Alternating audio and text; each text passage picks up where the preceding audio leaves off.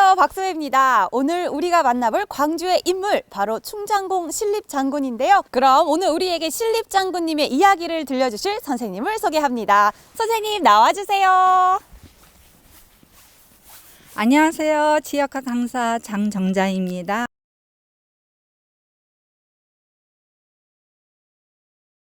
안녕하세요. 선생님, 저희가 오늘 신립장군님에 대해서 공부를 해보려고 하는데요. 제 뒤에 보니까 비석이 딱 서 있더라고요. 신립장군님의 비석인가요?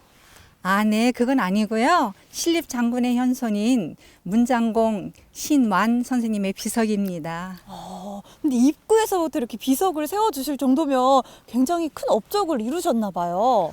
네. 숙종 때 최고 관직인 영의정까지 오르셨으니까 가문의 영광이 되지 않을까요? 그러셨겠어요. 네. 선생님, 저희가 오늘 신립장군님에 대해서 배워보려고 하잖아요. 그럼 어디로 가면 이야기를 좀 들어볼 수 있을까요? 네, 바로 이곳으로 올라가야 되는데요. 함께 가보실까요? 좋습니다.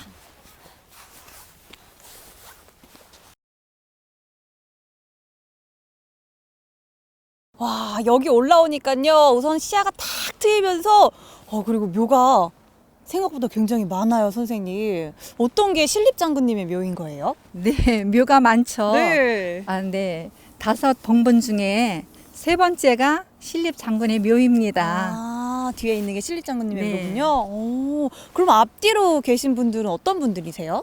신립장군의 후손들인데요. 산으로 올라오면서 맨 앞에가 신방의 묘이고요. 그 뒤가 신방의 아버지 신성하의 묘이고 또 신립장군 바로 뒤에가 영의정 신안 선생님의 묘이고요. 또 맨 뒤에 있는 묘가 신립장군의 손주 신준의 묘입니다. 그럼 보통 이렇게 집안 이렇게 묘지를 보면은 몇 대 몇 대 이렇게 구분지어서 모시잖아요. 이곳은 좀 아닌 것 같아요. 네, 선대의 묘 위에 묘를 쓰는 거는 서로 삼가하고 있는데요. 얘가 아닙니다.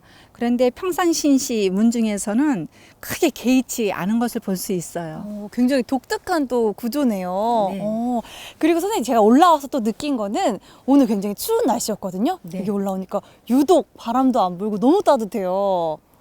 좀 이렇게 좋아요, 여기? 네, 풍수지적으로 좋은 자리 같죠? 저 먼 앞에를 바라볼까요? 예, 그 앞에는 곤지암천이 흐르고요. 또 가까이에 하담숲도 보이고요. 그 너머에는 태화산까지 보입니다. 풍경이 너무 멋있어요. 네, 뒤로는요 또 갑옷을 두른 것 같은 무갑산과 또 앵자봉 산맥까지 이어져 있어요. 그 중에서도 5묘 중에 신립장군의 묘가 가장 명당 자리입니다. 제가 딱 봐도 뭔가 명당의 기운이 막 느껴지더라고요. 네, 그렇죠. 선생님, 여기 옆에 보니까 굉장히 독특한 조각상들이 있더라고요. 올라오다가 보니까 목이 잘린 것도 있고 또 이렇게 목을 한번 부러졌다가 다시 이어붙인 것 같은 조각상도 있고 하더라고요. 네, 무덤 앞에 있는 성물인데요. 좀 특이하죠. 네. 요 종손인 종부 어르신의 말씀에 의하면요. 6.25 동란과 일사후퇴 때에 북한군들이 양평으로 북상하면서 이곳에 연합군인 영국군들이 이 동자상의 목을 총을 대고 쏘아 떨어뜨렸다고 말씀하시고요. 그리고 옛 제실이었던 기와집은 중공군들에 의해서 불태웠다고 합니다. 428년 전 임진왜란 때에 충주 탕금대 전투에서 왜군인 적장이 조선인들의 머리를 베어서 바쳤다는 기록이 남아 있어요. 그때에도 그렇게 참혹한 현상을 겪었는데 무수한 세월이 흐른 지금에도 이러한 고통을 당하셨으니 얼마나 마음이 애통하셨겠어요. 정말 그러셨겠네요. 그 임진왜란 때도 그런 고통을 받으셨는데 또 이게 돌아가시고 난 후에도 이렇게 또 고통을 네. 받으셨다니까 또 너무 안타까운 그런 역사인 것 같아요. 그렇죠. 네. 선생님, 한자 잘 하시죠? 조금요. 그래요? 다행이에요. 아니, 뒤에 보면 묘비가 보여요. 네. 혹시 어떤 뜻이에요? 예. 이 묘비에는 앞에 관직이 있습니다. 예, 묘비에 따르면 신립장군께서는 평안북도 병마절도사를 거쳐서요. 임진왜란 때는 한성부 판윤 겸 도순변사를 역임하셨습니다. 이 신립장군의 묘는 경기도 기념물 95호로 지정되어 있어요. 이 묘비의 글에 따르면 신립장군께서는 죽기 직전에 기념물에게 이러한 이야기를 하셨다고 그래요. 어떤 이야기요? 예. 남으로 죽을 것이니 구차하게 목숨을 구하지 않고 의롭게 죽을 것이다. 이러한 이야기를 하셨다고 합니다. 그래서 뭔가 장군다운 그런 기계가 네. 딱 느껴지네요. 전투에 임하는 그분의 기백을 엿볼 수 있지 않겠어요? 오. 이 비석에 글을 지으신 분은 우암 송시열 선생님이시고요. 글을 쓰신 분은 성제 신익상 선생님이십니다. 좌측에는 정경부인 최 씨가 함께 합장되어 있습니다. 무덤 앞에 상석에 뒤에 있는 지석에 있는 유물들을요, 일부 도굴이 되었고 그래서 보관이 어려워져서 박물관에 기증했다고 해요. 그리고 이 앞에 있던 장명등은 또 어느 도굴인들에 의해서 사라졌어요. 아니 누군가가 도구를 해가서 없어졌다고 생각을 하니까 너무 안타깝네요, 선생님. 선생님, 저희가요 지금 네. 신립장군님의 후손분들 이야기도 들어봤고 또 묘비명도 읽어봤잖아요. 네. 이제 신립장군님의 생애와 또 무관으로서의 활동을 어떻게 하셨었는지 굉장히 또 궁금해요.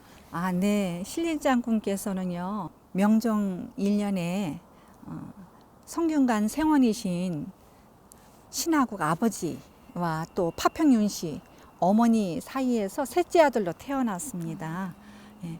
어려서부터 글 공부보다는요, 무예 닦기를 즐겨 했답니다. 네. 그러셨구나. 선조 즉위년 22세에 무관으로 급제하여 선정관, 진주판관, 온송 부사가 됩니다. 그때에 북변에 침략해온 여진족 이탄계를 격퇴하고요. 두만강을 건너가서 야인의 소굴을 완전 소탕하고 물리치고서 육진을 방어하게 됩니다. 500여 기병대로 여진족 1만여 군사를 무찌른 용맹한 무장으로서 선조의 신임과 명성을 얻게 되지요. 그 후에 평안도 병마절도사 이듬해 한성부 판윤 관직에 계실 때에 임진왜란이 1592년에 선조 25년 4월에 일어나게 됩니다. 그렇게 1592년에 임진왜란이 터지잖아요.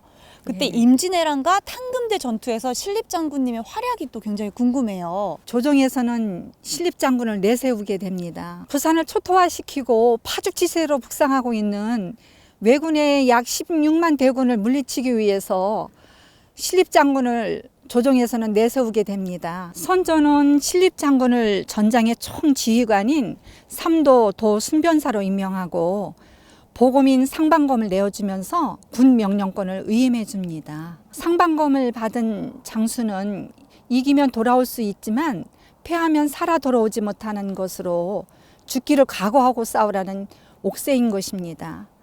명예롭고 의로운 죽음으로 최선을 다해 싸우라는 것이지요. 신립장군은 왜군의 북상을 저지하고 물리치기 위해 특별히 유성령 휘하에 있던 부관 김여물과 함께 충주로 군사를 징집하여 내려갔는데요.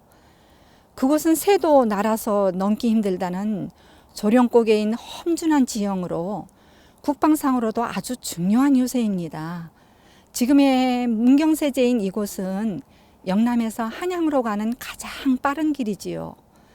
부관인 김여물이 이곳에 매복해 있다가 적을 섬멸하자고 제안했지만 신립장군은 기병대에 맞는 작전을 구상하면서 탕금대와 달천강변 평지를 이용하여 배수진을 치게 됩니다. 그러나 당시로는 가장 파괴적인 무기인 조총을 앞세운 왜군 18,000명의 군사를 물리치기에는 역부족이었어요.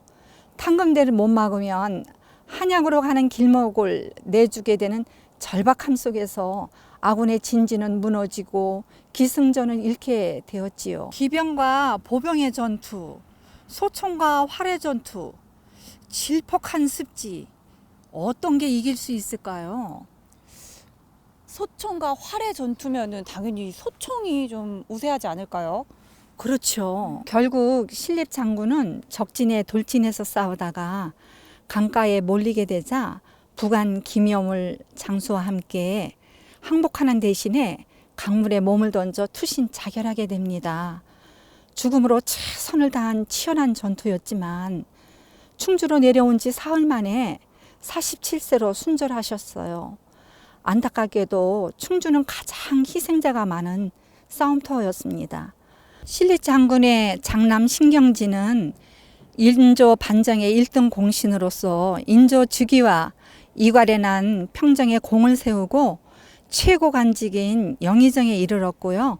병자호란 당시에는 남한산성으로 인조 왕을 호종하여서 동쪽 성벽을 지키는 장수로 청군과 대치하며 의급한 국난을 함께한 충신이었습니다. 신립장군과 최후를 함께한 종사관 김여물의 아들 김유는 병자호란 때 남한산성 안에 군정을 맡은 제찰사로 북문 법화골 전투와 관련이 깊습니다. 두 사람은 선친의 인연으로 절친한 사이였고 정치적 동지이기도 합니다. 임진왜란과 병자호란을 겪으면서 선대를 이어 생사를 같이 하게 되었고요. 후에는 영의정 관직까지 오르게 됩니다. 진짜 이 너른골 광주에는 훌륭하신 분들이 참 많은 것 같아요. 선생님, 신립장군님 묘와 관련돼서도 슬픈 이야기가 있다고요. 네, 신립장군의 안타까운 죽음에 대한 이야기가 구전으로 전해지고 있는데요. 기치미고개, 넉고개, 곤지바위에 대한 이야기가 지금도 지명 이름으로 남아 있습니다. 기치미고개, 넉고개, 곤지바위가 다 거기서 유래된 이름이었군요. 네, 탕금대에서 살아남은 병사들이 물에서 장군의 시신을 건져냈을 때에 장군의 모습은요, 두 눈을 부릅뜨고 당장이라도 호령할 것 같은 기세를 하고 있었다고 합니다. 부하들은 시신을 건져 상여를 메고 한양으로 오는 도중 장군님 하고 부르면 오냐 하는 대답 소리가 들렸답니다. 이천시를 지나 기치미 고개에서 또다시 장군님 하고 부르니까 에헴 하는 기침 소리가 들리고 어느 국에 와서 또다시 장군님 하고 부르니까 그때는 아무런 소리가 들리지 않았다고 해요. 그때부터 장군의 넋이 완전히 나간 고개라 하여서 넋고개라고 부르게 되었답니다. 기침을 했다고 해서 기치미고개, 그리고 장군의 넋이 나갔다고 해서 넋고개군요.